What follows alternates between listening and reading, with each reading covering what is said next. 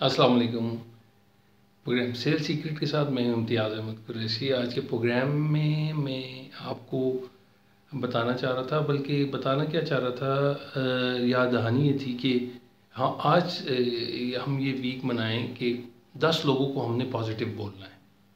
चाहे जो मर्ज़ी हो, हमने दिन में या पूरे वीक में 10 लोग ऐसे हैं जिनको हमने, वो बेशक जो मर्ज़ी कहता रहे, रूटीन में जो कह रहा है, लेकिन हमने पॉजिटिव बात करनी है। कुछ भी हो, कोई नया जॉब करने वाला है उसको हमने पॉजिटिव बोलना है, कोई अच्छी बात कह देनी है। और मैं ये 10 लोग वो हैं जो आपको नेगेटिव कह रहे हैं, लेकिन आप उसको पॉजिटिव ही के बोलते चले जा रहे हैं। देखिए क्या रिजल्ट आता है, क्या रिजल्ट आता है सॉरी। तो ज़रा प्लान करें कि 10 लोगों को जो है हमने जो है वो पॉजिटिव बोलना है।